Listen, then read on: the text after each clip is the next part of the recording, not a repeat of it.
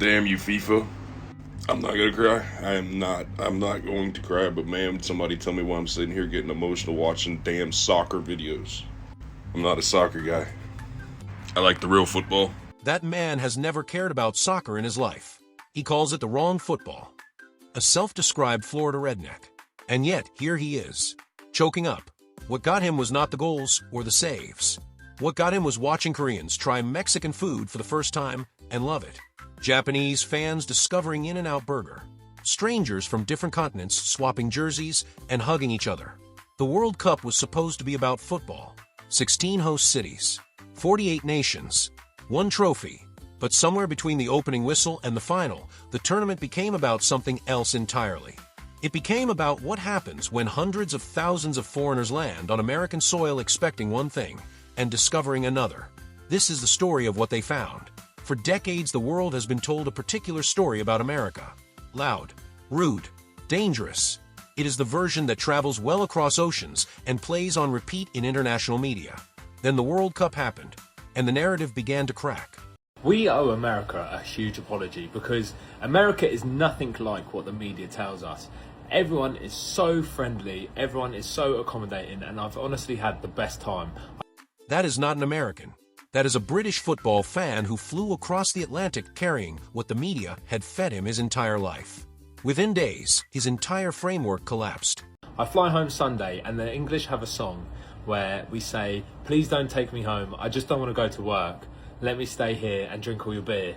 He sang a football chant about not wanting to leave. Not for the stadiums, not for the matches, for the people he met in between them. This was not an isolated incident. Across every host city, the same pattern emerged. Fans arrived with a story they had been told. They left with a story they lived. Boston, Massachusetts. Quincy Market. A group of Scottish fans sit down for dinner. They have been traveling for days. They are loud. They are wearing kilts. They have taken over the city. They go to pay the bill. Guy bought us dinner the other day. We were at Quincy Market, and he was just like, "You're Scottish. Love the fact that you're in the city." He bought you guys dinner? Yeah, bought all of our dinners. We went to pay, and the guy was like, "No, it's already been paid for." A stranger, not a friend, not an organizer, just an American who saw foreign visitors and decided to cover their entire meal. The Scottish fans could not process it. Our friends just arrived this morning, so they went for a beer this morning. Went up to pay for it. A lady already paid the beer for her. That is French. It kept happening. Meals, drinks. Even the police, the people international media had trained these fans to fear, were buying food for strangers. I was in like a 7-Eleven there, and the police, they were buying like people's food and all that. They were just so nice. Like, They were. We don't get that. Wow. You would never find that in... Listen to what one of them says next. This is the line that matters. They were. We don't get that. Wow. You would never find that in Scotland. That is not a criticism of Scotland.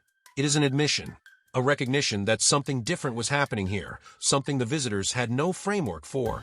And it was not just Boston. A British man who lived in America for over a decade, 3 years in San Francisco, 7 in Houston, Texas, tried to explain what the World Cup fans were experiencing. He had seen it himself. He had analyzed it, and he had narrowed it down to one thing. So I've seen a lot of videos of Europeans, especially a lot of people from the UK, who are in America watching the World Cup. And their videos are basically saying how they underestimated how much they would like America. Well, I lived there for over 10 years. I did 3 years in San Francisco and around 7 years in Houston, Texas. And I can tell you exactly what it is. It's not the food. It's not the amazing locations. I mean, these are all great. But I promise you, it is the people. Not the food, not the landmarks, the people. In the UK, if you're walking down the road and you don't know someone and they're going to walk past you, their head will be down. They won't say good morning. They won't say hello. But I promise you, in America, it's completely different. They will say, "Hey, how's your morning?" And you'll have a quick chat with them and their vibe will be insane. And then the line that every World Cup visitor seemed to arrive at independently. One of the most common things that I've said about American people is that they seem to just be happier to be alive. I don't know if it's just me, but every time I meet an American, they just seem happier than everybody else to be alive. Happier to be alive. That is not patriotism. That is not propaganda. That is a British man who spent a decade in both worlds delivering his honest verdict. And if you needed proof, it was not just him, Dallas, Texas. On a rodeo later. He's on a rodeo right now. So nice. Feeling like a proper cowboy. Dallas is amazing. Unbelievable. So nice. I'm coming back here, I'll tell you what. People are so nice here. So positive. I don't know what it is. They're just so like, they're just enjoying life. It's amazing. They're very friendly. Yeah, so friendly. Two British men in a Western store in Dallas, trying on cowboy hats, heading to a rodeo. And the only word they could find, over and over, was nice. Dallas is amazing, unbelievable, so nice. It is not sophisticated vocabulary. It does not need to be. It is genuine. At some point, people started asking a question that sounded like a joke, but was not. How's a worldwide soccer tournament in the United States done more for foreign relations than the United Nations? I mean, watch it. They're dancing in the streets. They're singing Country Road by John Denver. They're playing bagpipes at Fenway. They're eating barbecue. They're going to the Grand Canyon. They're praising America. It sounds absurd. A soccer tournament outperformed the United Nations at international diplomacy. But look at the evidence. Foreign fans, hundreds of thousands of them, leaving America not with fear or resentment, but with stories of strangers buying them dinner. Police officers treating them like guests instead of threats. Americans who had no political agenda, no diplomatic training, just an instinct to welcome. Unity. Community. We need to break bread at the same table without politics being somewhere in the middle. We need to embrace humanity when we can.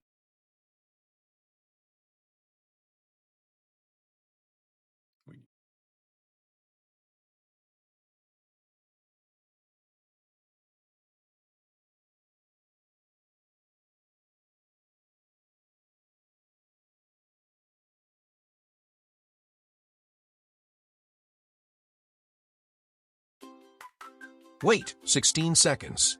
Let me break it. Unity. Community.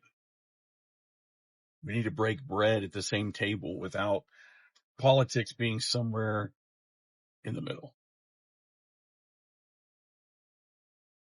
We need to embrace humanity when we can.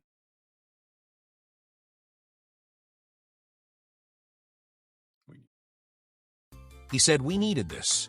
Not they. We. Because this was never only about foreign visitors learning something about America.